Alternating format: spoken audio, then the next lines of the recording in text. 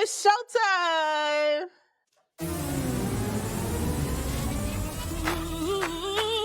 We don't run from the truth.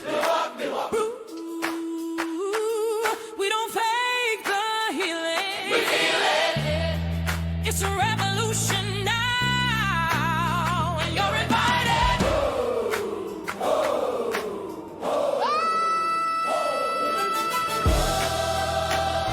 Heal that shit, don't hold it in. Rip the Band-Aid, let it begin. Truth gets loud when you stop the lie. We cry, we rise and testify. Heal that shit, don't hold it in. Heal that shit, don't hold it in. Rip the Band-Aid, let it begin. Truth gets loud when you stop the lie. We cry, we rise and testify. Life unfiltered, scars and all. Break that cycle, tear down the wall. Accountable, raw, and full of light.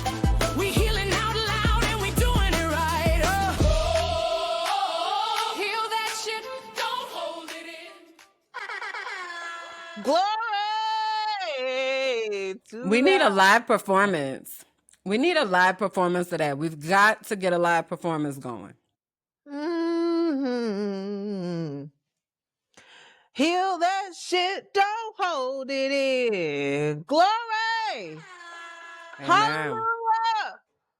And if Amen. you Amen. ain't no good, okay. Yes, indeed. Glory to God. Amen. Well, Amen. Hi. hello. We are here, you all. Welcome to Life Unfiltered. Heal that shit, where we are taking everything that we have been learning in life and amplifying it for a new year of transformation. Okay.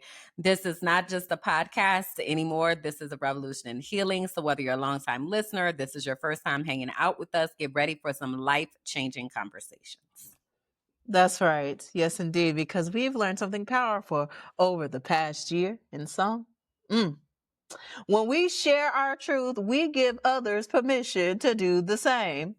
We've created this space for the truth seekers, change agents, and anyone ready to do the work. Because let's be honest, real change happens when we stop hiding and we start healing. Amen. Amen. So whether y'all are here to work through your own journey or you are learning from ours, you are in the right place. We are about to get real, get deep, and most importantly, get some results. Yes, indeed. So buckle up, strap in, grab your favorite drink, and let's heal this shit together. Yes. Hello, it's me. Are you there? I don't know what to do. Am I frozen or is it you? So Mercury is in retrograde, guys. And that's when Mercury gets their micro braids and things get real wild out here in the technological streets. And that is definitely what seems to be happening right now. So it sounds like, yeah, the tech things be wild. Welcome back. Can you hear me? I can hear you. Okay. I was about to tell the people that Mercury got its micro braids again and that it's been whipping ass and taking names. So I was curious if Mercury's micro braids have been impacting your world, because it's been showing out over here in my world.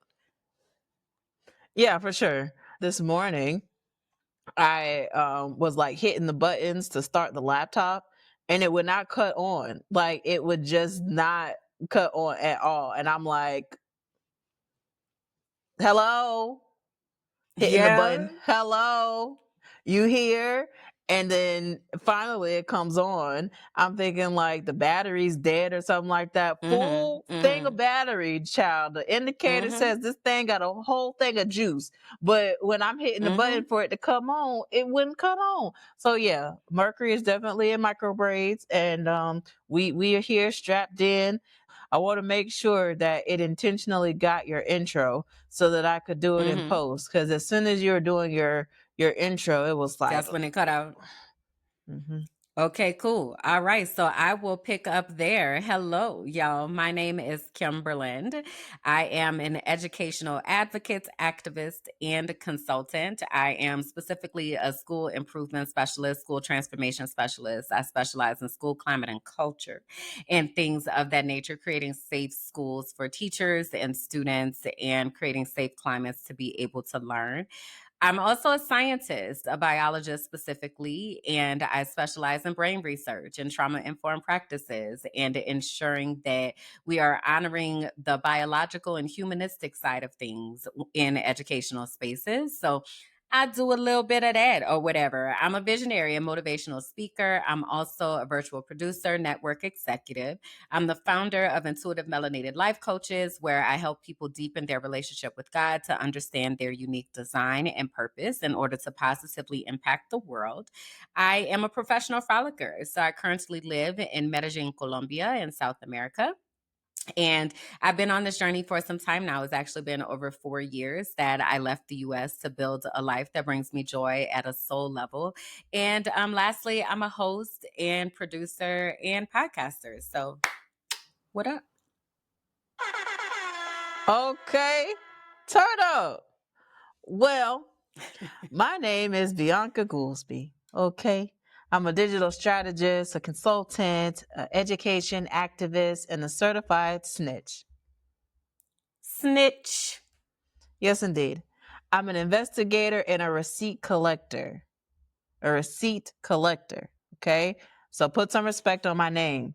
I'm the founder of Teaching for the Culture, where we transform, we empower, we advocate, we coach, and we heal.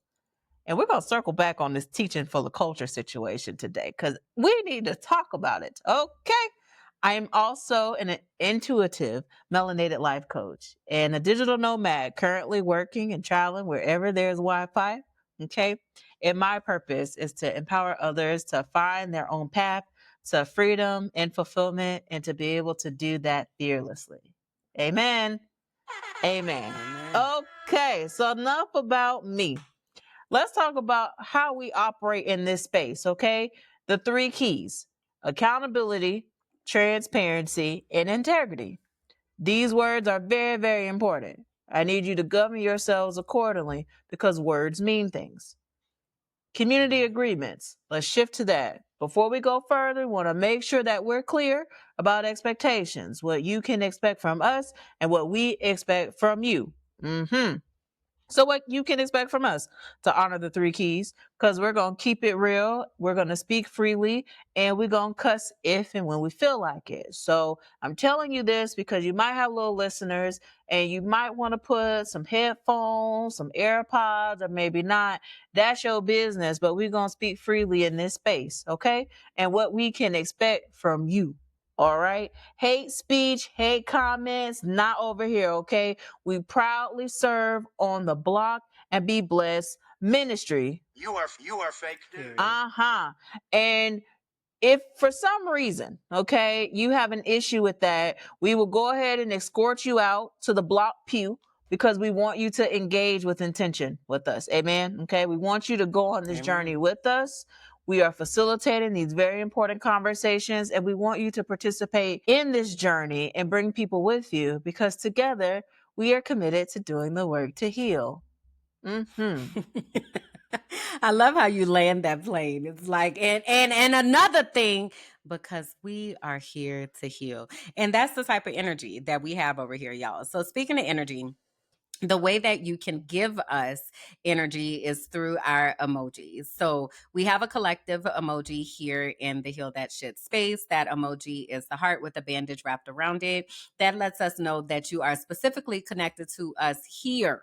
Okay. And we know that you know what's up because you've been here. All right. So you can also partner that with our individual emojis. So my emojis are the sunflower and the crayon. The sunflower because yellow is my favorite color. It reminds me of the sun, makes me happy, brings me joy. Sunflowers in particular are the symbol for invisible disabilities. And as someone who is very neurodivergent. I realize more and more every single day with that tism and such. It had too much Tylenol, apparently. That's what they say down there to the Department of Health and Human Services. That's what that man has Ooh, said. child. Um, Girl. So anyway, I am in the process of unmasking and just allowing my brain to function in the way that it actually functions and getting to know about my brain and setting up supports and structures and systems to help me to be successful.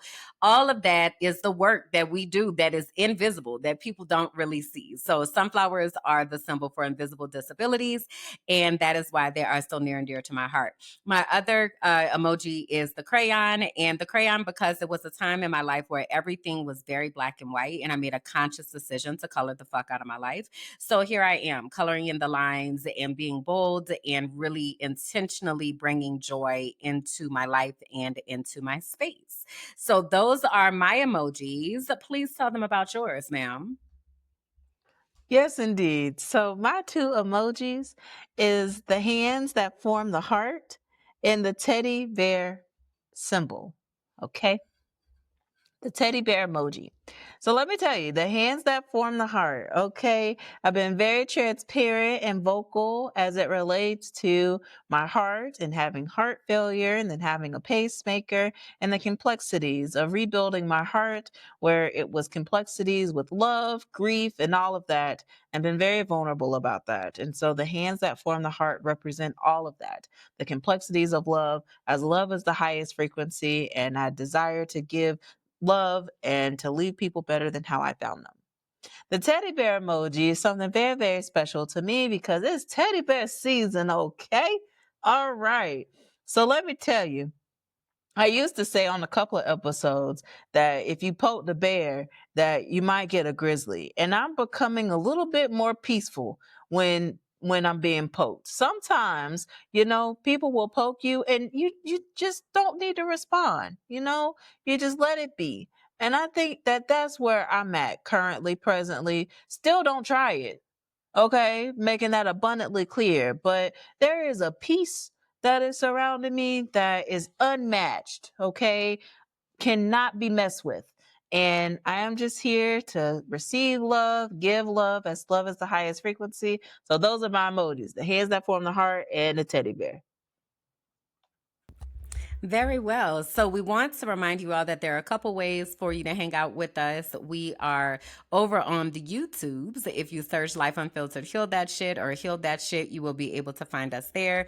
We are also on all podcast platforms. So Apple, Spotify, iHeartRadio, all the places where podcasts and things be at. All right. Cool.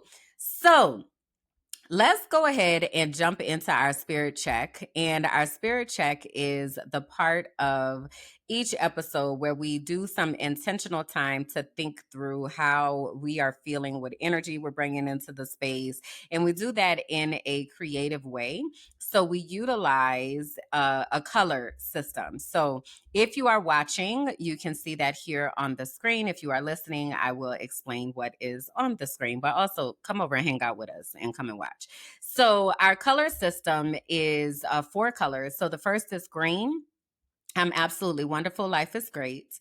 Blue, I'm good. I don't have any complaints. Purple, I'm okay. Things could be better. And yellow, I'm not doing so well. I need support. Now, you can visualize these colors in any particular combination. Sometimes we talk about polka dots and plaid and spray paint. Lately, we've been on a lava lamp type of vibe situation. So it's really up to you how you explain this and contextualize this. But our invitation to you is that you would also take a moment to intentionally search your spirit and share with us how your spirit is feeling. Whether you're watching this during the live, you can share here in the chat, or if you're watching the replay, you can tell us in the comments. All right. Okay. So I believe it is my turn to start. It is. Is it my turn to and something I don't know the words and Hey. something else. I don't know those words. But anyway, okay, so it's my turn to start. So today, what am I feeling like? I feel like it's very interesting. Okay, so what I kind of felt like was, imagine a body of water. This could be a puddle or a lake or just a still body. So maybe I shouldn't say body. A still collection of water. Okay, so it's not like a river or a brook or anything like that, but maybe it is. I don't know. Water. Go with me. And the water is pretty much a beautiful, like green and blue turquoise. Okay. So I'm absolutely wonderful. Life is great. I don't have any complaints. Like, it's just very much green and blue and shimmering in the sun and just looks aqua like. And the I can say I've probably seen this water when I went to Anguilla. Okay, so just beautiful, beautiful water. But then if you drop something in it, the splashes of purple kind of come up. So if you drop a stone or a pebble or a raindrop, whatever that ripple underneath that surface is purple. I'm okay. Things could be better. So on the surface is very much green and blue and beautiful and all of that. But like underneath the surface, there's these purple drops and ripples and waves that are present. That's what my spirit feels like today. Ooh. Now, is like the water calm, choppy? Like, is it like surfing water or is it like, Yeah, the water is very calm. That's why I said I don't think it's like a river or anything that's flowing. The water is very calm and still. mm, yes, indeed. Okay, I see that. Well, hmm.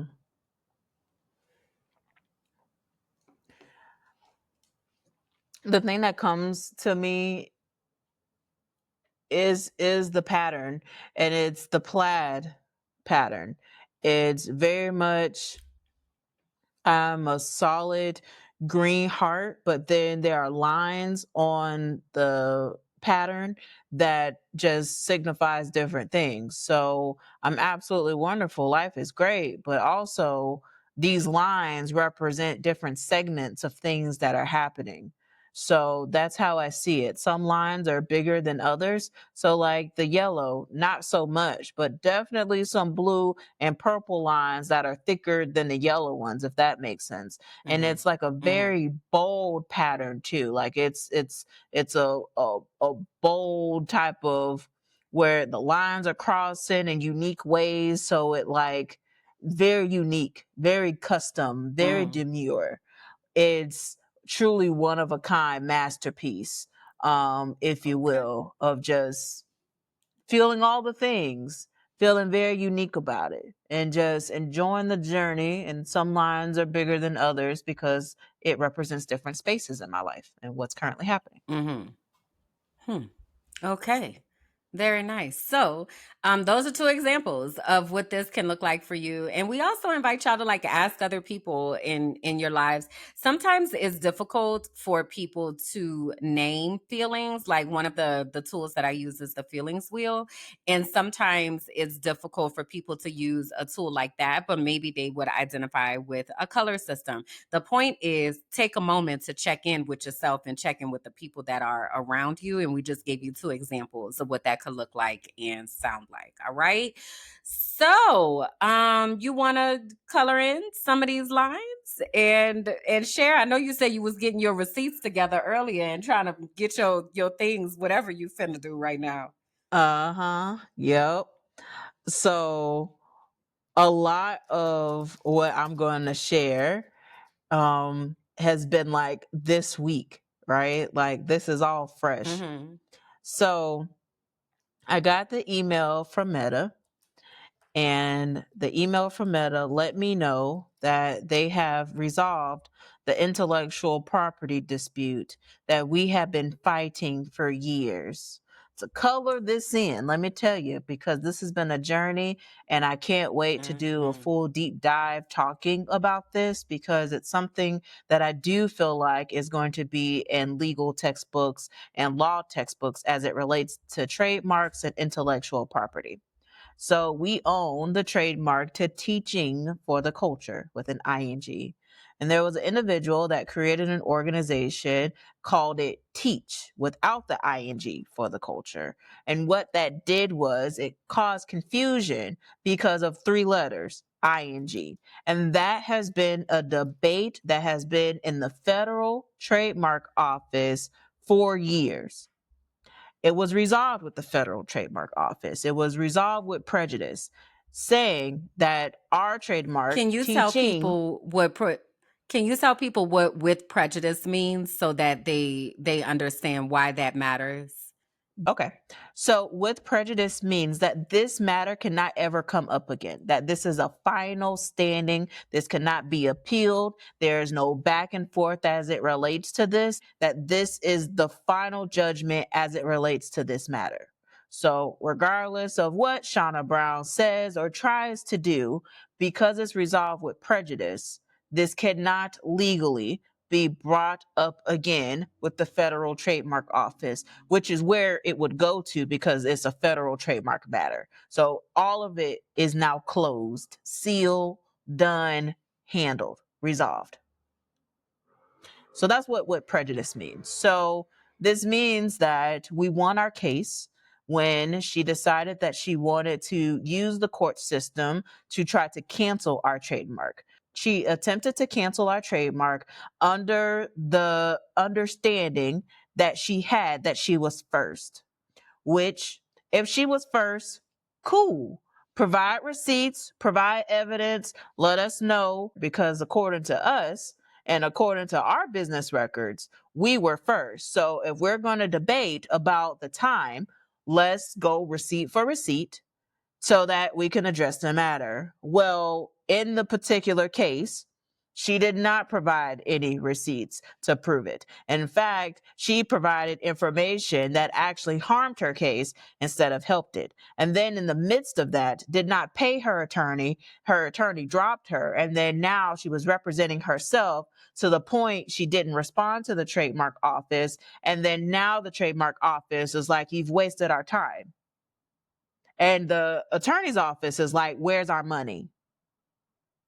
So now Shauna Brown with Teach for the Culture had continued to actively use the name Teach for the Culture after this was resolved in the federal court system for years, and continued to use the page Teach for the Culture, knowing that she was in violation of the cease and desist that was sent to her a long time ago, but then also this new standard that was set with prejudice that Teaching for the Culture is going to maintain its federal trademark registration and it cannot be tampered with. Well, did some good little work here on the interwebs and had some things that was sent back and forth to Meta, being like, Meta, for years now, I've been telling you that these accounts violate federal trademark, the Facebook page and the Instagram page. In particular, the Instagram page that she uses the most is also in violations because she has bought followers on that account, which is a violation of their terms of service. So not only is she violating our federal trademark, but she's also buying followers. Why is this important? And why am I talking about it? And why am I bringing this up? Because in the court papers, she decided to use the number of followers to substantiate her standing as being first, as if that has any merit on first in time. You can establish yourself later by a bunch of followers, but that doesn't change anything in these federal courts. So I'm saying all of this to say, and why this is going to be documented, is because there are people that will attempt to steal your name. They will buy followers. They will misrepresent it. And then they will then say, well, we have more followers than you. So we are obviously the people that are real, but that's not true at all. This is why receipts matter, folks. This is why I constantly say people lie, receipts don't, and you need to have your documentation. We had everything documented. And I wish that there were more things that we documented in the process, which is what I'm going to be transparent about, because the one thing I should have did was secure the domain teachfortheculture.com. That was a misstep on my behalf.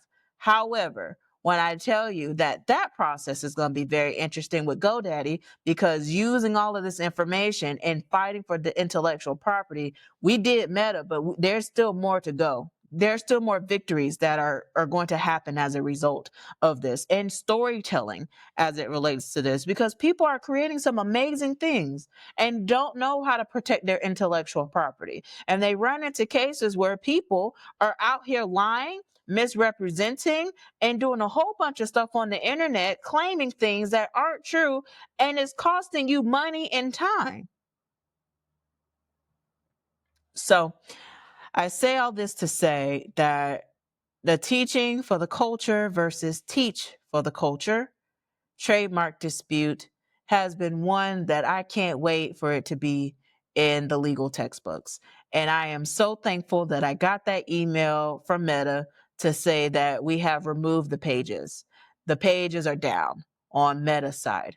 And sure, okay, have your things, but do not put teach for the culture on any of it, because we have the trademark to protect that, and removing the ing is not going to work. And we've been very clear on that when we tried to resolve the issue before it was brought to the internet.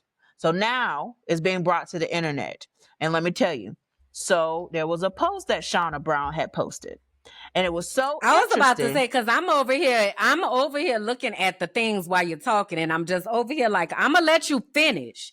But also, sis is over here painting herself like she really been targeted and she's just a martyr, and I just don't understand. I was building this community for 8 years. Girl, you was stealing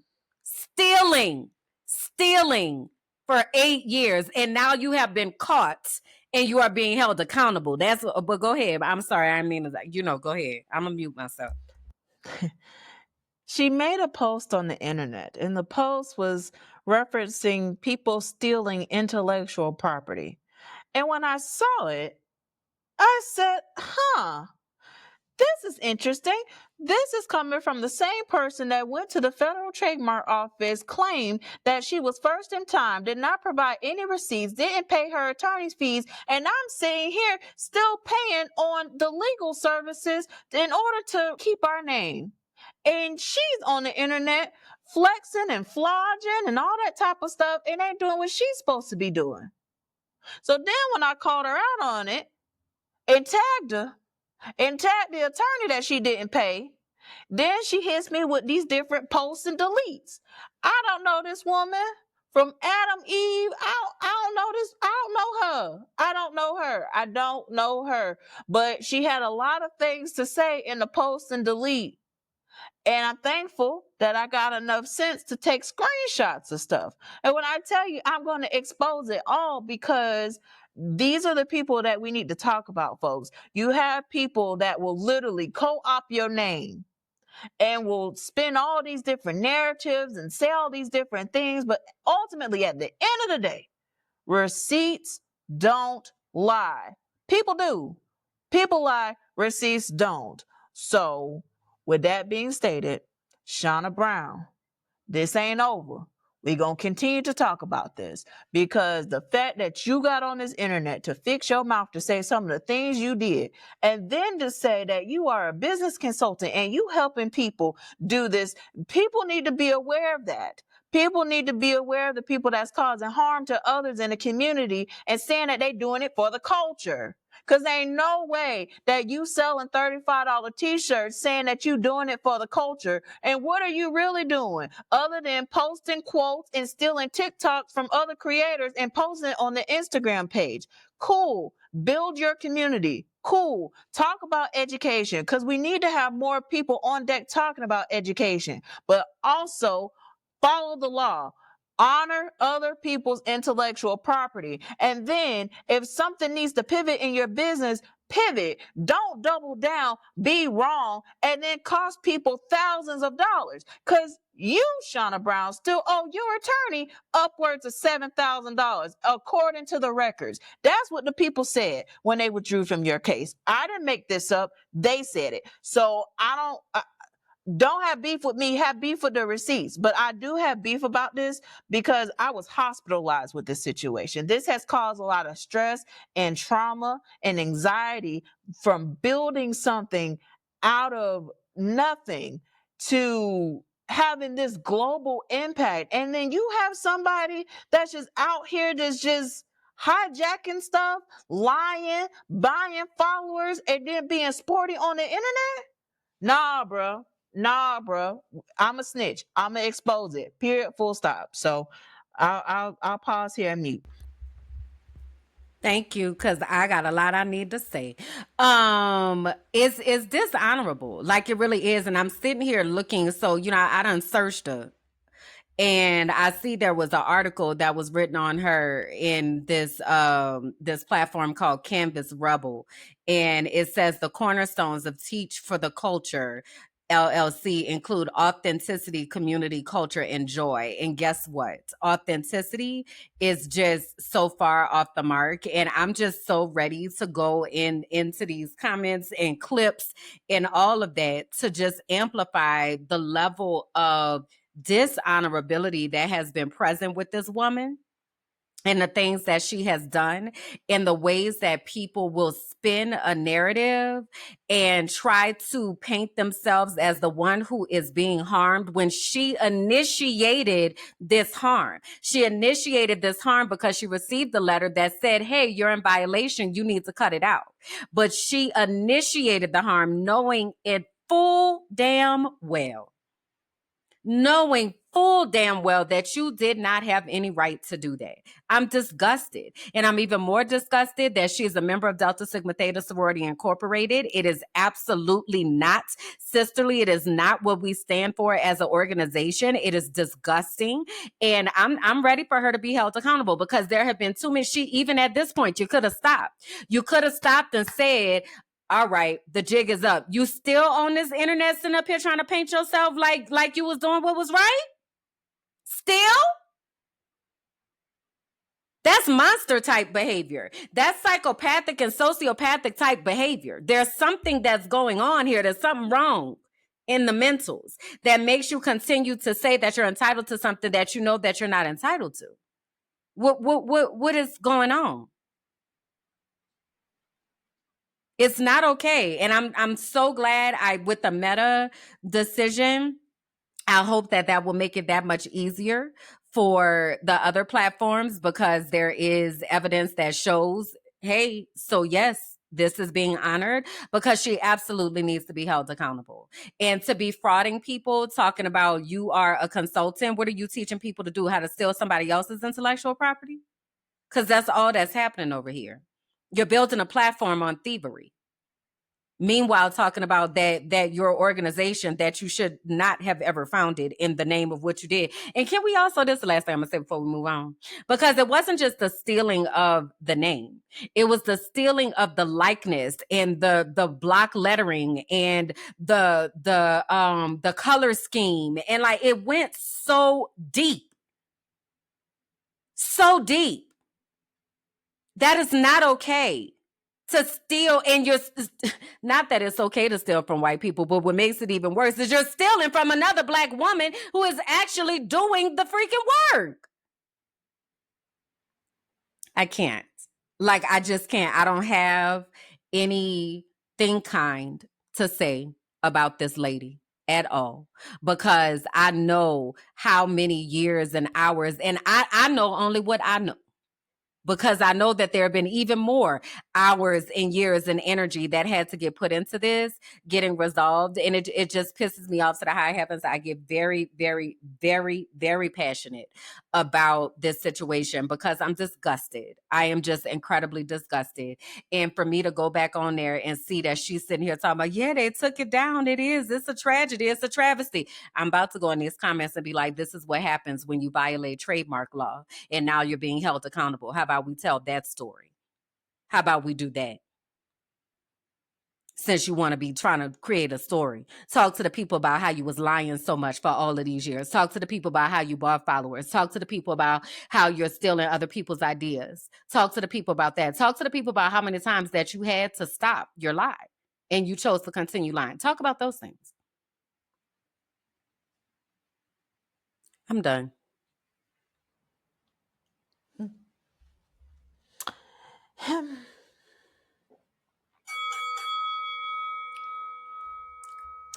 Shauna Brown, ma'am, the jig is up. Okay? So let's just go ahead and just cut this short. We don't have to go through this back and forth, riff raff, patty whack, give a dog a bone. Okay? So relax. Okay? The intellectual property that you still holding, okay? I'm going to continue to fight for that. We are going to continue to fight for that because as you've been advocating for Teach for the Culture, and as you put on that document, it's just you. Teaching for the culture is a lot more than just one person. That's right. So as you continue to move and operate on these internet streets, just because you block me doesn't mean that there's other people that ain't watching and screenshotting and holding receipts because you have a whole Google Drive folder with your name on it. And it's dishonorable, it's disgusting, and it needs to be highlighted and talked about. And this is why I continue to advocate and say that this will be in legal textbooks. Mark my words, this will be in legal textbooks. And while we're here, I just want to share my screen just so that we could see why this is a big deal and a problem. Teaching for the Culture is considered a musical artist. We have music, okay? The album that we've created is Safe Space Volume 1 and is being played in classrooms and professional development sessions still today. Okay? When you go on here though, you see images that are not related to us at all. This has nothing to do with this. This has S. Brown on it. I teach for the culture. These are not our shirts. This is why these things are important. Branding is important. There's a whole record label, folks. A whole record label. So it is very important that we are protecting intellectual property. It's very important that when someone is Googling something and searching something, that they're getting the right information. Thus, I'm going to move on because I've spent a lot of time talking about this issue, but I just want to just say thank you, Meta, for making the right decision and finally addressing this situation because it's been a long time coming.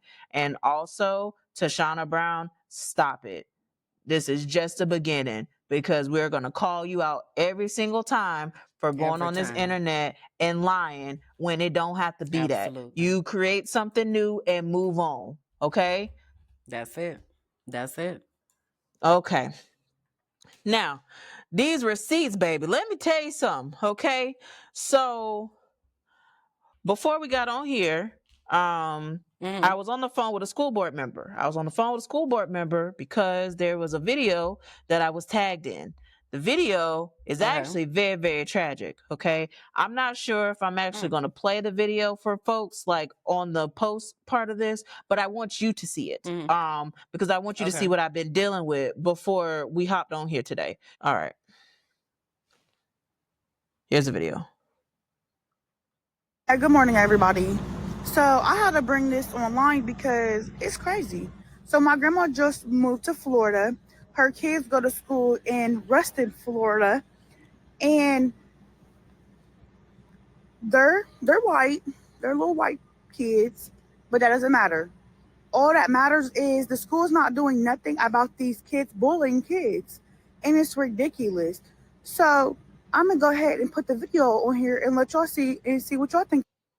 So the first video you're about to see is of the little girl getting slammed on the bus. That's not even all. I'm gonna let you guys go ahead and finish the video. Doggy, poor doggy. Look what you did to my shoes. Stop. You know how much these were? How much? Damn, you so bad. You see my shoes? Yeah. You clean my shit. Clean up.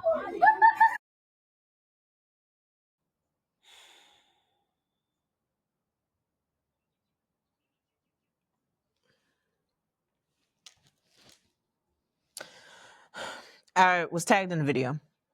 The video was posted 5 days ago. Keep that in your back pocket. I was tagged in the video today. And I was like, absolutely the fuck not. I had a lot of questions.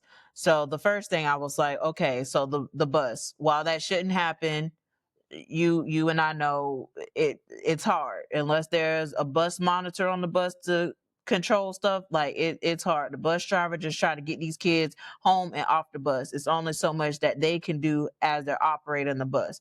But it seemed like in the video that they weren't even driving and going nowhere. It seems like they were still and they Because were the children parked. is they standing in the chairs and everything the whole time in the on Correct. the seats.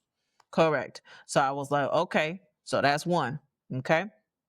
Then the second child, right? Same family. We're gonna get there in a second. The second child who is getting beat with the belt. So I'm like, okay, and so who is this girl with all this hair doing all this? Where's the teacher? Because this is a long That's clip definitely the question. that is It's a happening long here. time. That is a long, you got kids that's cussing left, right, and are surrounding that. He's running in and out the classroom threshold. So where is the adult in the room? Where's supervision? I'm seeing the bulletin board and I'm like, okay, so they couldn't even cover the bulletin board or put nothing on the bulletin board. So what type of classroom is this? Who is in this classroom with the children? Okay. So I was tagged in the video. I reached out to the poster, which is the granddaughter. The granddaughter is in Ohio. Grandma is here in Florida. So she gives me grandma's number. Okay. So while I am coordinating with them, getting the contact information to follow up about the matter, I call school board member Karen Perez. I said, Karen, I was tagged in the video. I'm going to share this video with you. And there needs to be some type of accountability because I have a lot of questions. Okay. So she saw the video as I was talking to her. And immediately she was like, oh, this needs to be handled. I loved her response and her reaction. She promptly got off the phone with me, called the Office of Professional Standards, and started making phone calls to have some information about a close of business today. Great. I was like, okay, I'm going to connect you with the grandma. Okay. I'm speaking with grandma. I'm getting some information and also to connect y'all together so that, y'all can handle this. You know what I mean? I was like, I don't know the family. I was only tagged in the video. And then I later find out after I start looking at the video with intention that it was posted 5 days ago and that people had been tagging Hillsborough County Public Schools in the video prior to me being tagged in it. So then And what platform is this taking place on? This is on Facebook. Okay. Okay. So I said, okay. So Karen, also, while you do your investigation, the question also is who manages the Hillsborough County Public Schools Facebook page and social media accounts when things are being tagged like this? Because this is clear evidence of child abuse that's happening. So who ultimately saw it, did nothing, And because disregarded it. they've been tagging the school district in this video for 5 days now. And it wasn't but for somebody tagging me and teaching for the culture that you now know about it because I'm now telling you. Okay. So she starts making phone calls. Her phone is blowing up now. Now people are starting to investigate who, what, when, where, how. Karen ends up talking to the grandma. getting connected, getting the story of the family and whatnot. And there's a lot of things that are happening with this family. They're from Ohio, moved to Florida. Like, it's a lot with transition and navigating. And then these videos are now here up on the internet, but for right, the granddaughter who's like, I'm just trying to help my grandma because they've been trying to advocate for these children for God knows how long now, and they've been getting a runaround. So now I feel like the only way to get action around here is to post my family getting abused on the internet so somebody can do something, to which the district was tagged for several days and didn't do nothing until Bianca. Oh, until Bianca and Teacher for the Culture got into the scene. Now you got the communications department sending correspondence. We are now aware of the video. We are working to address the matter. Again, this all happened because I called Karen to get information as to what's happening here. That's wild to me. And what's even wilder to me, Kimberland, is that this situation is sad as hell. Like, messed up. You got a child with a belt whooping a child who is ESC, pinching him, causing harm to him, and all of that. And where is the adult supervision in all that time? So I'm like, Karen, I need to know who the teacher was in that room. You need to tell me, because the same way that they've been getting Dr. Jack at Spoto for not reporting child abuse, and then the situation that happened at Davis Elementary that wouldn't have happened unless there was people that came to me to tell me about it. When I tell you, I'm following all these cases with fidelity and intention because they need to be handled with the same type of manner. Because you have Mr. Jack all in jail and all of that. But when Patrick at Davis Elementary got caught up in it, it was months before he even was held accountable for not reporting child abuse, which is a felony in the state of Florida. You see, I'm following all this stuff here because it's important. It matters. And then to sit here and after all of this, be like, and there are some people in Tampa that say I'm an outsider. And meanwhile, there's people tagging me, asking me for help when they've been asking for help for several days now and didn't receive it. And then that make me mad. Cause where are y'all? Well, they're never around when things actually matter. But now that you've amplified it, of course, they're gonna come running now and try to jump on the bandwagon and ambulance chasers. That was a lot. And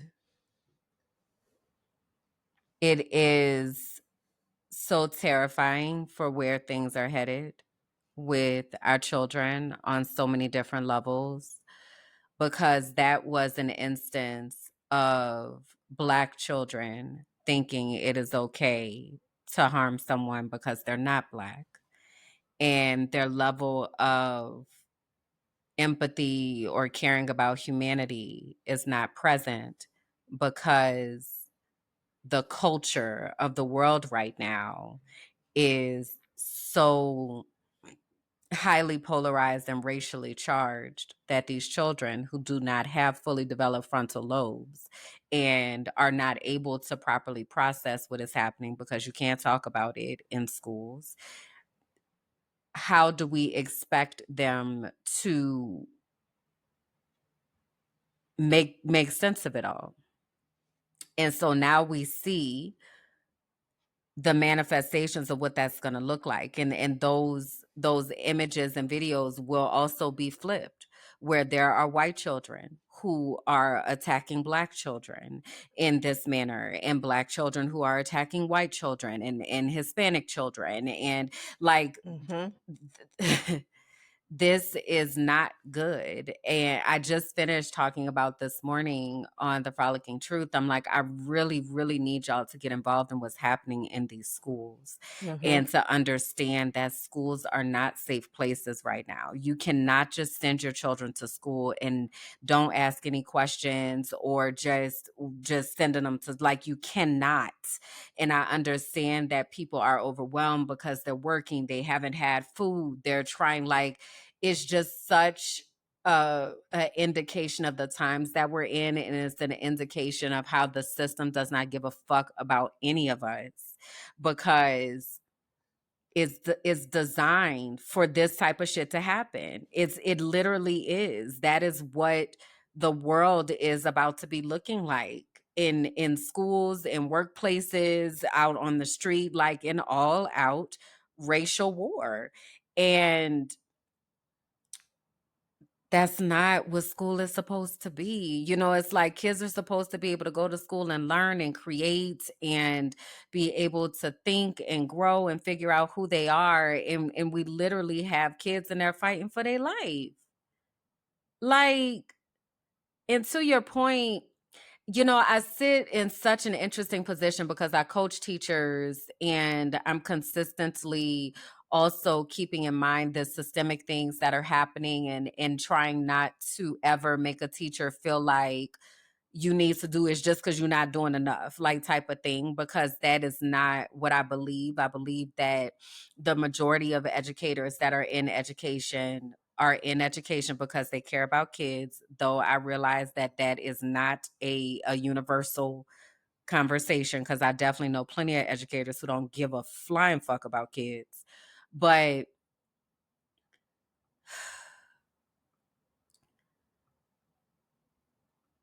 there's a crisis. Like, there has been a crisis in education, but where was the adults? Like, where were the adults? What, to your point of the bulletin board not even being covered, right? And why would we bring up something like that? Because it goes into how the culture of the classroom is. If we have blank bulletin boards that are just sitting here, it goes to tell that, one, we either don't feel like kids deserve to have a bulletin board. There's information that could be getting shared that isn't getting shared. It goes to the type of prison industrial complex that many of our classrooms feel like, because there's no warmth within the classroom. And so then, and also in the absence of adults, like, kids are not supposed to be alone. Like, why are children just sitting there doing whatever for however extensive amount of time? That clip was long as hell, and that wasn't even continuous. Like, it was a clip that went into another clip. Like, this is over time. And where the hell are the people? And Right. what is going on? It's highly concerning. That is highly concerning. And I see why. Now we on the phone and trying to get things together and all this kind of stuff. And it's a shame that girl had to go on there and put her family on the internet to try to get some help, because that's the only way somebody somewhere has to see it, because we don't know what else to do. It's been 5 days. And I'm certain that this clip was posted 5 days ago. The incident happened more than 5 days ago.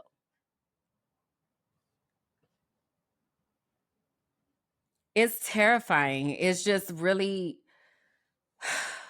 schools are not safe places for our children, and I keep saying that, and I don't know what else to say for us to understand that, and for us to care enough to be able to make sure that we are creating safe spaces for our children.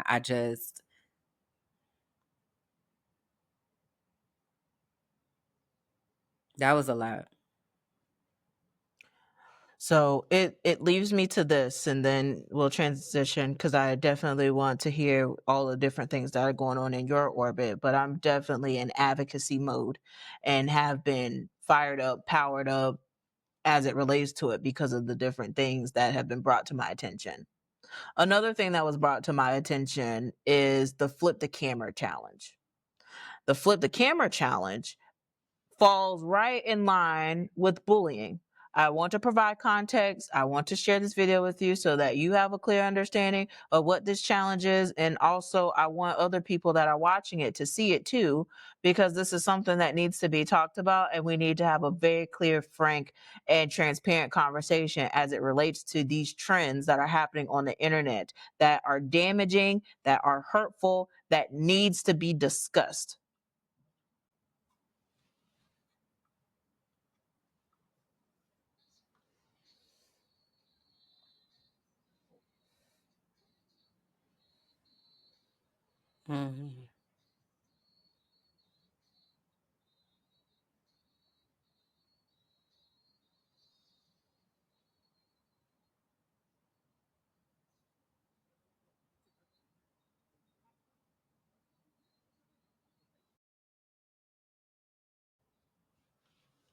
Okay. So to provide context to this, the Flip the Camera Challenge is a group of people that decide that they are going to target an individual for whatever reason that they are going to target them. And they are inviting someone in, making it seem like they are a part of this together. And then to then later find out that they are the joke, that they are now being humiliated, that they are being made fun of, that they Kimberland, there are so many videos of this trend that's happening right now, and you have innocent folks who wouldn't have participated or is not even a willful participant in it and is now on the internet, and people are laughing and making jokes of their physical appearance, of how they show up, of who they are. And it is not okay. The culture of bullying that is happening in our schools. And mind you, let's say, let's take a moment here that this is not a moment to take and say public schools, because it's not just happening in public schools. It's happening in charter schools. It's happening in private schools, in your church's schools. All of this type of stuff is happening in these sectors where children are getting together. Period, full stop. And to see these videos on top of the videos of child abuse that is taking place, it enrages me.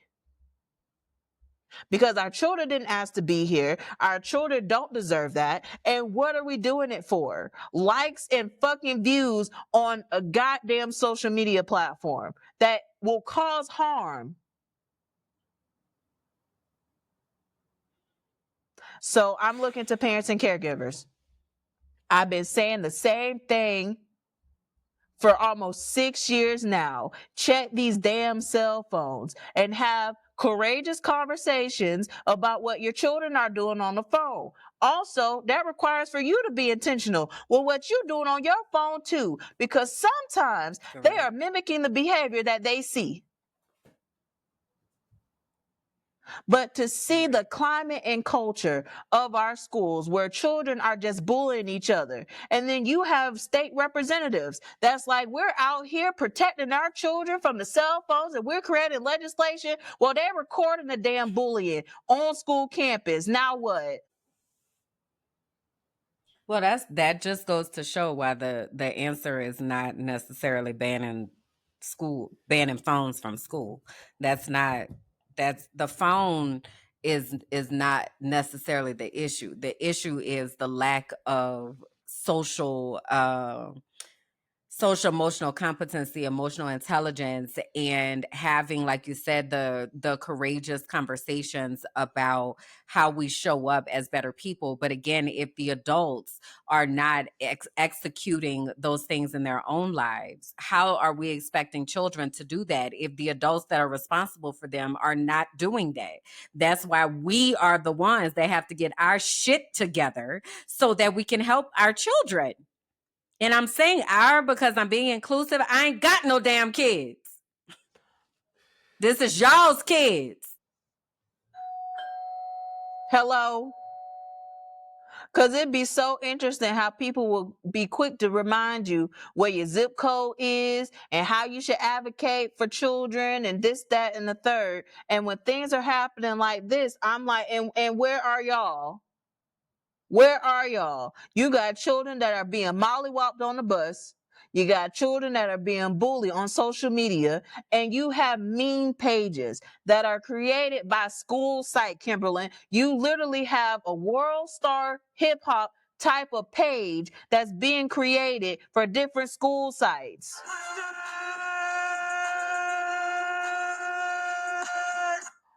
But then some of them couldn't really say nothing about no bullying, because some of these adults on the internet creating fake pages and bullying people online, and they part of the problem too. I want all the smoke today.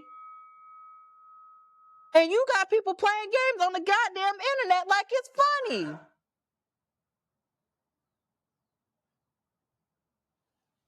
Child, please. I'm going on mute now. You ain't about to make my pressure high. Well, that's all I'm sitting here asking myself is what are you doing to keep your pressure not high? Because um as I said this is a lot, and it is. And again, to your point, you've gone even deeper of, getting information and now talking to the family, and it is very real.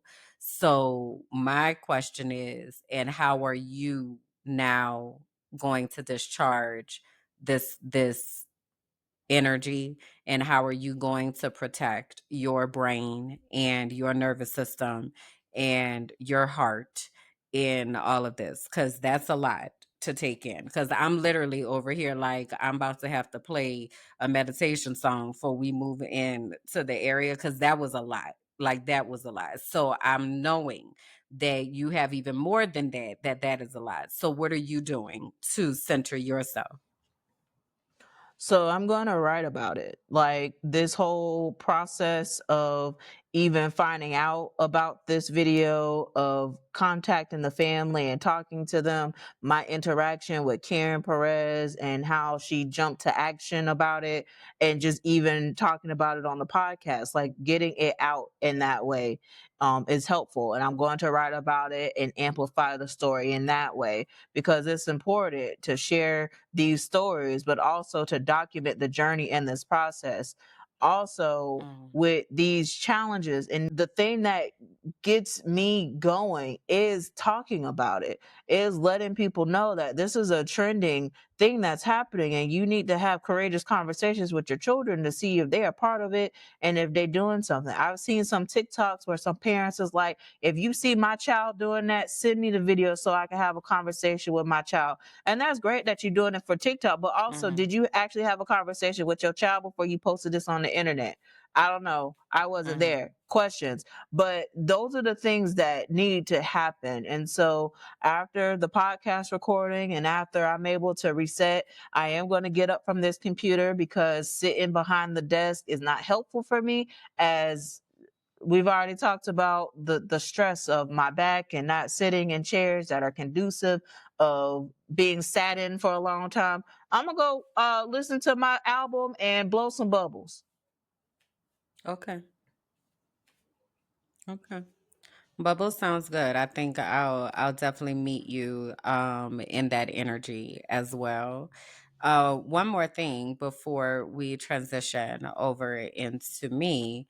You released the album, ma'am. Since the last time that we've been here, I don't think we talked about that over here in Oh, we in sure this didn't. space. So, you want to tell the people what you did? Yeah, well, using the wonderful tools of AI, my partner and I, Kalanda, which is Kim's cousin, if y'all didn't know, make sure y'all go see their podcast so you don't put syrup on your grilled cheese on the Mind of My Black Ass Business Network. But we co-created this album together. I was very thankful for her to be able to be a thought partner in the process. I feel like I've listened to these songs 50, 11 times, and her willingness just to listen to the songs with me to make this album complete. It's 13 songs. The lyrics, they mean something. And to your point, when you were talking about it on the Frolicking Truth, like, if you know some of the things of my story, then you know how some of these lyrics just add an extra punch to things, as it should, and very necessary, because people will play games on the internet and will lie and misalign your character. But ultimately, I'm going to give grace, but I'm also going to have the receipts. And that's what the title of the album is called, Grace and Receipts. So giving grace to folks as they misstep and all of that, but also holding the receipts, because people lie, receipts don't. So you can find the album where you stream your music. We recently was able to get it on Apple Music, so that was very, very great. Apple Music is probably one of the hardest providers to get your music on. So being able to get that cleared and getting that pushed through has been amazing news. And so you can find it on Spotify, you can find it on Pandora, you can find it on Apple Music, iTunes. Um, pretty much any major player, YouTube Music, any major place where you listen to your music. If you just search Petty B and the Sounds of Snitching, which stands for the SOS Choir. So, okay. Me and the SOS Choir, we doing the thing. So there's a lot of different gospel mixes in there. Just giving God the praise, glory, and the honor, but also talking about real life stuff, you know? So I hope that you enjoy the work. I hope that you listen to it and resonate with it. I'm working on lyric videos now so that you can actually see the lyrics as the song is playing so that you can get deep into the lyrics, because that's really where you're going to really see the wordplay and how things come together and what they mean. And so being able to do that has been such an amazing project. It's brought me so much joy. I've been talking about this for a while now. So to be able to see it, to listen to it, to reference it, and for people to even be like, hey, I really love that song, I Surrender, or okay, snitching for Jesus, I see you, and crack up. It has been really, really good to hear, see, and feel. So thank y'all for those who have supported already, and for those that don't know about it and is learning about it for the first time. I thank you for your love and support in this adventure of making music and showcasing my talents and using technology to amplify my voice and different things that I have to say and to share. Yes. Well, congratulations. I really am just so excited for you and what you have birthed, if you will. Like you said, you've been talking about it for a while, so it's really cool to see it like come up into fruition and for it to be such a vibe. Like it really is a bunch of different vibes that are there that I just really enjoyed taking the journey. I'm also looking forward to the lyric videos and people really being able to hear what you're saying for real, and like actually like making the connections and stuff. I will share that some of my favorite songs are Healed Doesn't Mean Silent, Make It to Heaven. If I had, and on this list, if I had to pick just one, it would probably be Make It to Heaven. I think is my favorite one. I Surrender is also really good, and Try Jesus Not Me. Always here for a Try Jesus Not Me moment. But it was, I really, really enjoyed listening to it. And like I said, there were a few times where I was like, ooh, mm-hmm. Mm-hmm. Say that then. Yes. Because I do know the backstory for a lot of it, but it's just been really cool. It's been really cool to watch. So y'all please go check it out and like it and comments, and however you can give feedback, please do that. You can also give feedback here in the comments. And I don't know, do you have a sample, right? That a commercial that you can put in here, or a sample for people to hear? I built the plans, I missed the signs of the peace that was already mine. I'm done pretending I can see the map when only you can bring me back. I surrender, I give up, Lord. I've tried it my way, but I can't anymore. Lead me, Lord.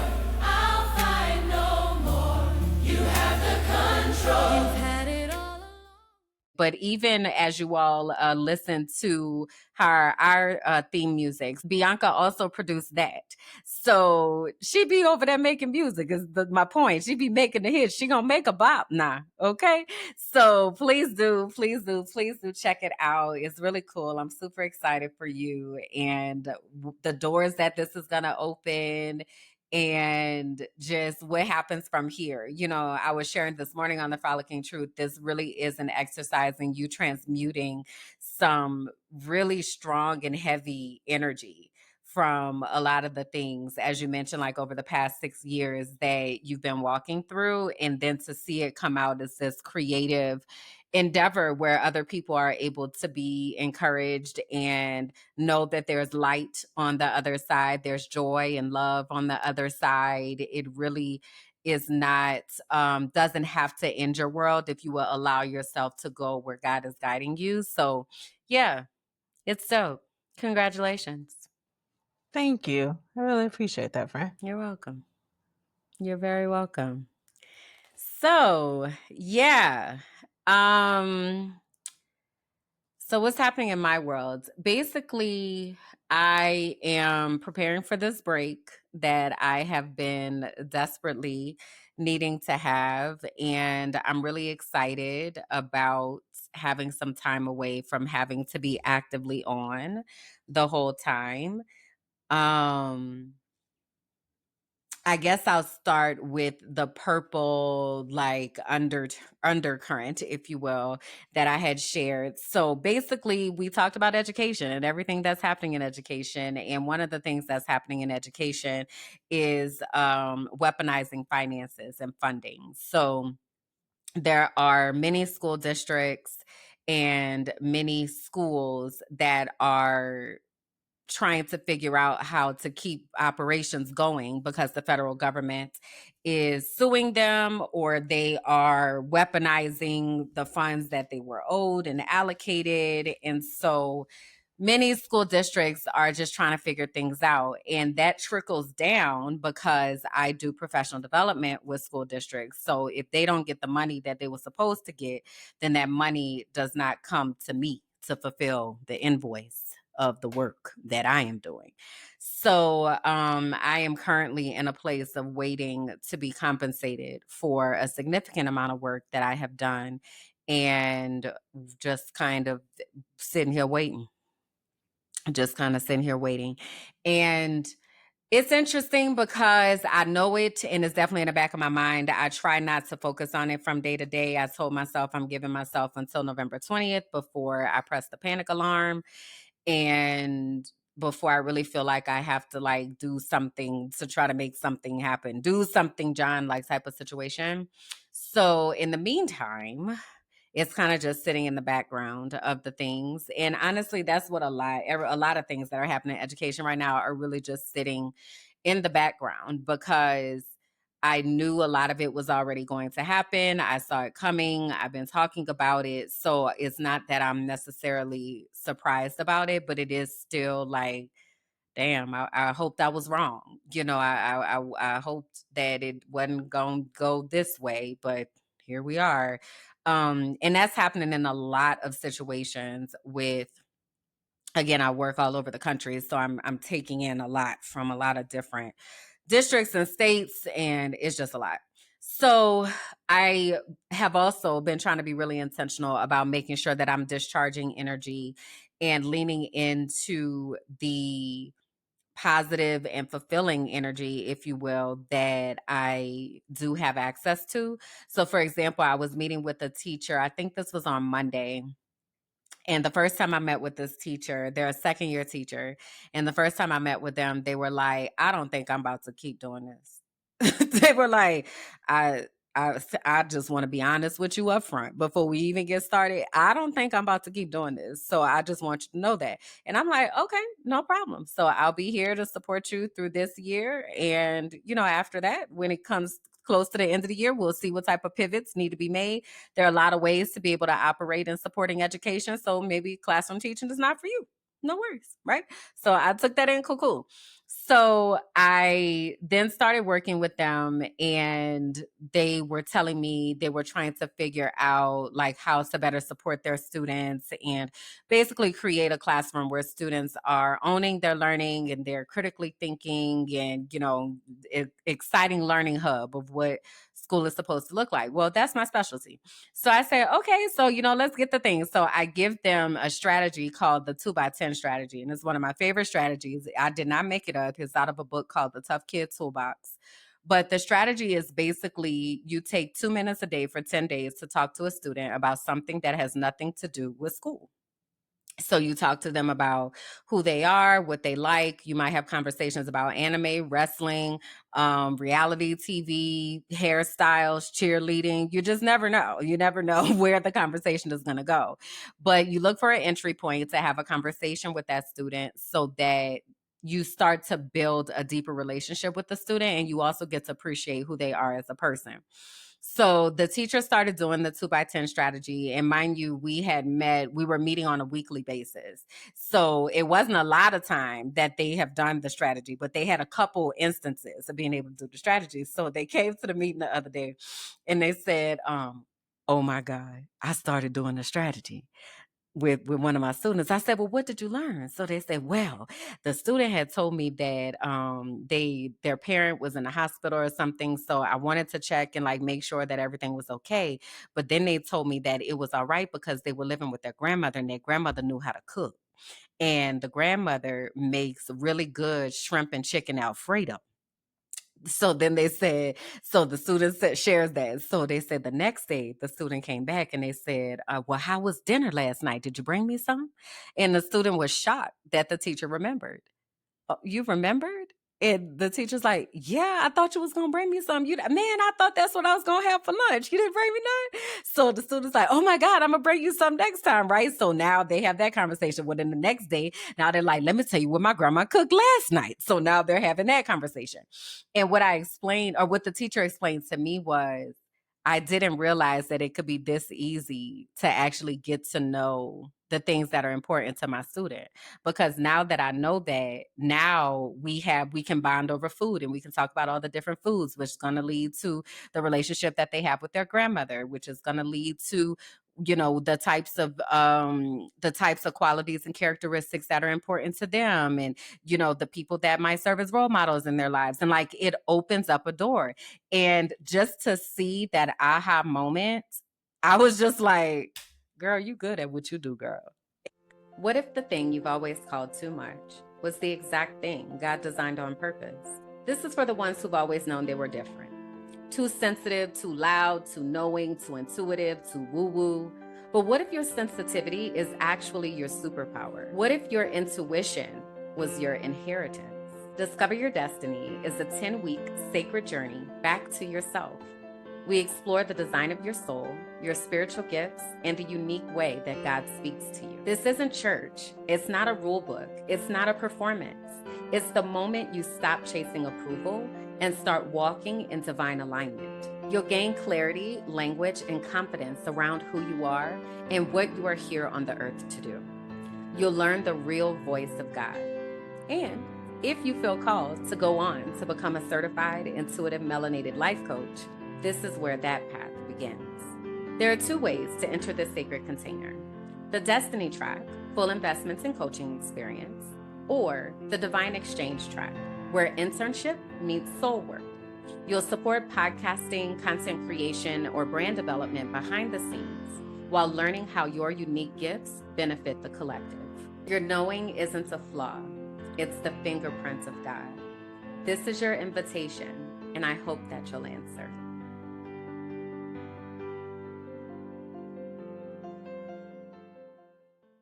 And I know that I'm excellent at what I do. Okay. And can't nobody tell me different. Because when you talk about receipts and evidence that I have to know that I know what I'm doing, but it's just so cool because you get to see it in action. So the teacher is like, oh my God, and Kimberland, and like just so excited and telling me all these things. And then they remembered, they said, you remember when I first came and I said, I'm probably not going to be doing this for too long. And I said, mm-hmm. And they said, I think I'm actually starting to like it. I said, yeah, because you're realizing that you're teaching kids. And that kids are people, right? You teach kids a subject, not that you teach a subject and it just so happens to be kids. You teach children first. And these are little people. And yes, you have the ability to be able to influence them and to be able to inspire them and to be able to make deposits in their lives. And you're equipping them with the ability to be able to critically think and to ask questions and be curious. Like, yeah, I'm not surprised. that you fell in love, like you're falling in love with it. I'm not surprised at all. That's what we do as educators. And they said, well, my first year I was at a school and it was all like data, data, data. And they really didn't talk about the humanistic part of teaching. And I'm realizing that teaching is so much more than just standing in front of a board. Yeah, that's probably about 5% of what we actually do. Yes, Hmm. indeed. Yeah. Yeah. So it's just such a beautiful moment. And it just, those are the things that I try to lean on in times like this when I know shit is crazy. And I know that there are all sorts of instances that are happening, but I try to keep myself in a space of remembering this is the impact that I'm making. This is what I'm doing. This is how I am directly supporting and impacting children. Because with every teacher that I get to coach and every teacher I get to inspire, that's at least 100 kids that get to benefit from that. And I don't take that work lightly. So, um, that's kind of the silver lining, if you will, on the fact that I ain't got paid for none of this. But the silver lining on it is knowing that there is a long lasting, lifelong impact that is being made. And I was talking to somebody, I had a training, I facilitated a training the other day, and one of the folks in the training, I was asking them who do they rely on to help with their well-being and their resilience. And they were like, I have a mentor from last year that, I still reach out to. And it just really goes to the power of being a mentor, being someone who is coaching somebody else. Like, people don't forget that.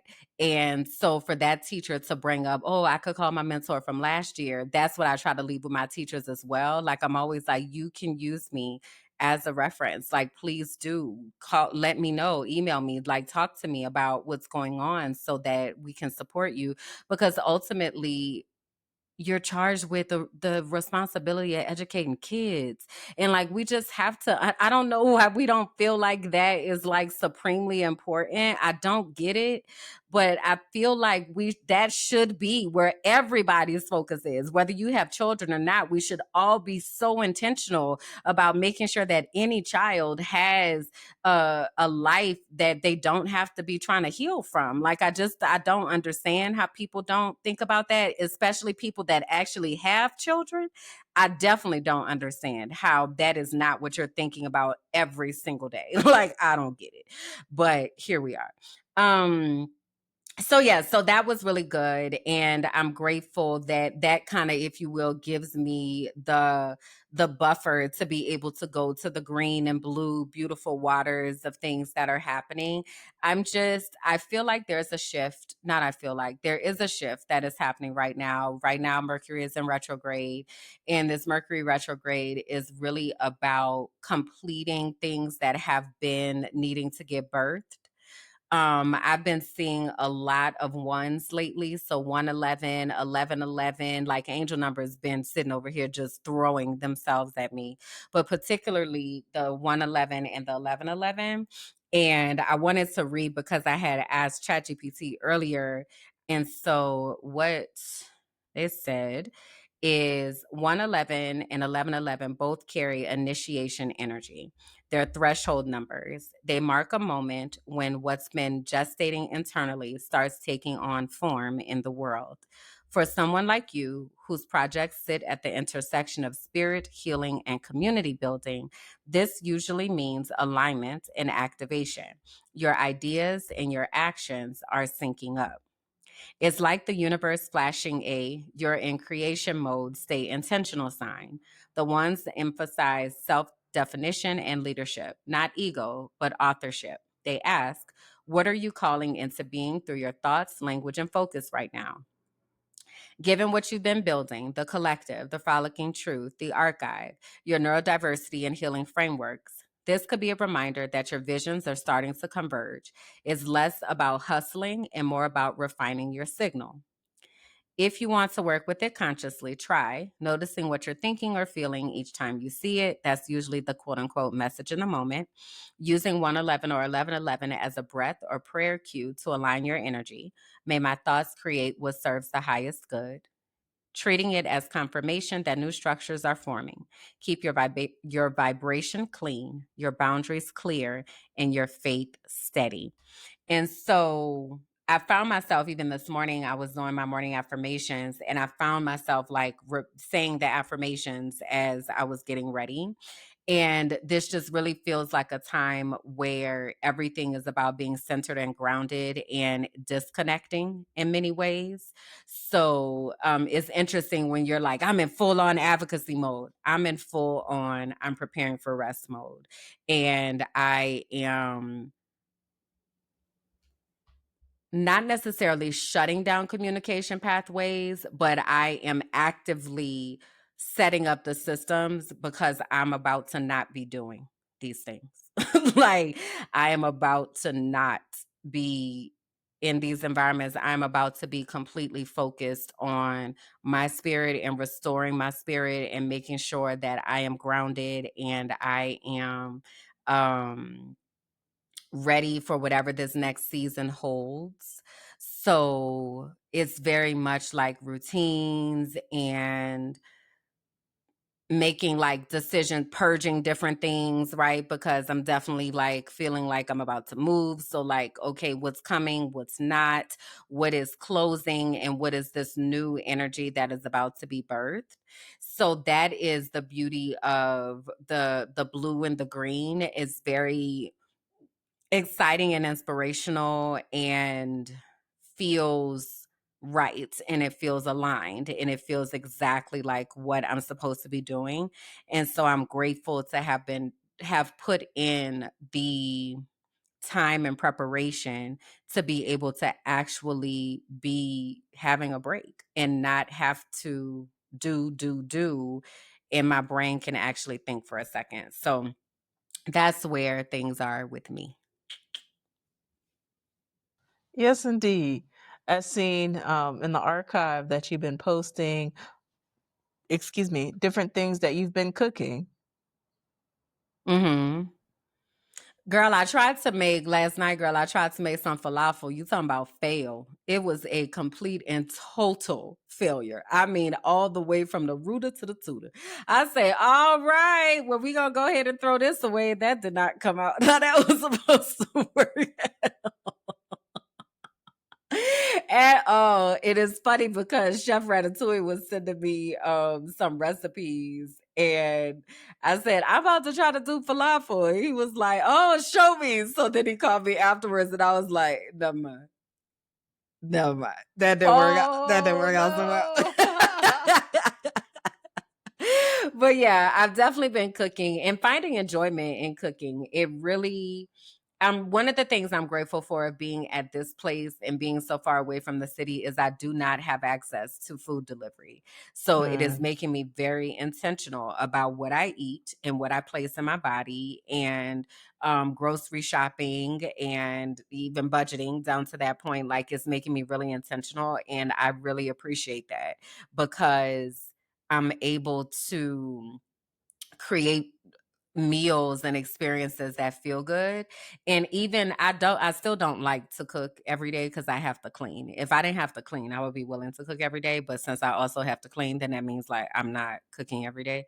But I really do enjoy it. It really is fun and it's meditative, and I'm looking forward to new recipes and stuff. Shekinah and I were actually talking the other day because she started a baking journey, and so I'm like, ooh, let's, bake some things together. And then I was talking to another friend, Vanessa, and she is wanting to learn how to cook. So she was like, I got 3 good recipes and that's it. And I'm like, oh, so we're even thinking about having nights where we all cook together and just really try one of the recipes and all that. So it's really fun, and it's something that I feel like a lot of us need to be doing is really being more intentional with what we are cooking. So yeah, it's been fun. So I put a couple of my recipes in there that I made up. Yes, indeed. Okay. Are you gonna ever try the chocolate cake again in the air fryer? Yeah, I'm gonna have to, but I have to get a different container because I have the mold that I have. So I like the silicone liners, and the main one that I've had for a while is starting to rip. So I don't think that's going to hold the whole thing. But then the other one that I have that's a more sturdier, it doesn't fit flush into the basket. So what I need to do, I really feel like I want to do muffins or cupcakes. So I need to get a liner that will allow me to do that. So it's on hold, but it's definitely not like I didn't rule it out or anything. Cause I also want to do a pineapple upside down cake. But yeah, I'm figuring out air frying is a different situation. Okay. Or air fryer baking is a different situation. So I'm figuring it out. But I ate most of that, even though it was like a fudgy brownie cakey situation. I ate half of it because it was good. It just was not really how it was supposed to look. Yes, indeed. I'm very intrigued on that and to like see how it tastes. You know, me and chocolate cake found a place here where the chocolate cake, girl, I'm glad that we found it on the last part of the trip instead of the first part of the trip because I know Mm, that I've gained weight and I can only imagine mm, what that would look like if I had known that this cake was busting like this at the beginning because in Peru, mm-hmm. the ordering of the chocolate cake was wild. And I was like, hey, okay, okay. But all right. So we in the gym, we're working, we moving our body because we got to around here. So thinking of Mm-hmm. the chocolate cake made me think about your adventures, and I can't wait to come back to Colombia, and hopefully I'm able to get some cake prepared for me so that I could taste it and I don't know enjoy. why you always think somebody needs to be preparing something for you. I don't. It's Why is that what always happens? Is you think I can't wait to and then you prepare for me. What? you know, Kim, Kimberland, like the one thing that I just really want out of life is to come back to Colombia and you say, Bianca, listen, I got some salmon for you and I got the sauce on the salmon and we go eat together and we go fellowship and then for dessert, here's some chocolate cake. And we kick it and cool. You know what I mean? Come on, man, you must never part. That's what I desire. Okay, I'm gonna just always say the things I that I definitely want. agree with the fellowship. It's the I can't wait until this is prepared for me, and that is it. You know what it's giving? It's giving big. I'm spoiled energy, and I'm used to people serving me plates out of whatever. And I done made it very clear that ain't what this is, ma'am. Okay, now we could get in here and we can cook together and we can prepare things together, but I'm not magically appearing no plates in front of you. No, ma'am. Good try though. Okay, well, see, I have no problem, doing sweat equity and cleaning the kitchen. You don't like cleaning the kitchen? Well, guess what? I do. So, no problem. If you make the plates, you know what I mean? I'll clean the plates and then poof, disappear. You don't have to think about cleaning up the kitchen because I'm gonna Mm, do it. So okay. reciprocity, okay? It's not like I'm just like Okay. feed me and then I just sit here and do nothing. Like I'm gonna make sure that the kitchen is clean, so you don't have to worry about it when it's done. That's Okay. how I saw it. Okay. Now, come on. Okay. Now, if Okay. you cook, I'll be in that kitchen busting them suds and putting stuff up, so you don't have to worry about it. Because I know you don't like doing it. So if you gonna do me, okay, if you gonna do that, paint the That's whole fair. picture, okay? That's fair. That's fair. That's fair. Okay. I You am have a good spoiled. argument I'll there. say that, but also I'm call a glad. spade a spade, okay? Damn it.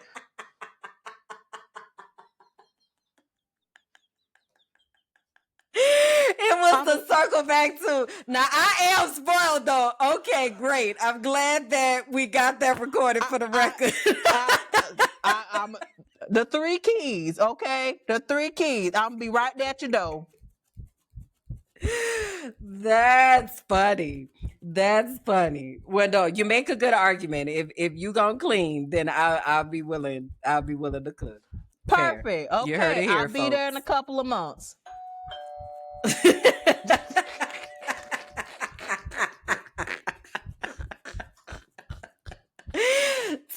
funny. We need to get from out here. You got anything you need to tell these people before we go? No, I don't. Other than I'm just appreciating the love that y'all have been sharing with Life Unfiltered. Heal That Shit. We see the analytics, we see the growth of the podcast, and we thank y'all for watching. And even for the folks that watch to go run and report on what's being said, we appreciate you being here too. So just thank you for all that y'all do, because this is a safe space here and we're going to talk about it, the uncomfortable conversations. That's what this is all about. So go and be healed. Heal that shit. Okay. And if I blocked you and you still watching stuff like this, then seek help. Okay. Go heal. All right. Thanks. Go get checked out. Tell them where they can find you and your music and all of that. Yes, indeed. You can find me on my website at www.biancagoolsby.com. On the website, I actually have a link so that you can go to the album with the different listings, and you can find, if you listen on Spotify, there's a button for that. If you listen to Apple Music, there's a button for that. On YouTube Music, there's a button for that. So just go to biancagoolsby.com so you can see all the buttons and all the things. Okay, that's where you can find me, and you could probably find me very, very soon in my teddy bear snuggie, blowing some bubbles, protecting my peace, because folks got me wild up out here, just wild. Our children deserve so much better, and they playing games, but guess what? They got the right one. I'm a snitch, and I'm going to tell it. Where can they find you, beautiful? So y'all can go to KimberlandJackson.com. Pretty much everything is linked there. I do want to specifically invite you to join us in the archive. That is the Patreon that we are building. It is a community where everyone is a keeper, and we are charged with keeping something, right? So whether that's recipes or music or how we need to support our kids or keeping us accountable to the things that we said that we were going to do when it comes to chocolate cake, whatever that looks like, that's what the archive is for. So please go to patreon.com/minding my black ass business, and you can join for $5 a month. That $5 gets you into all of the collection spaces. My collection specifically is the Inner Circle, and that's where I talk about the things that are relevant to my life, but there's so much more that is there. So patreon.com/minding my black ass business, and KimberlandJackson.com. Make sure that you like, comment, leave something. We know that we've said something that resonated with you. Okay. Share this with someone else so that they can also get on their journey to healing. That's right. So we will see you for the special edition. And I can't wait to continue this journey of healing. So with that, sending y'all love, light, and peace. And until next time. Hey. Bye, y'all. Bye. Heal that shit.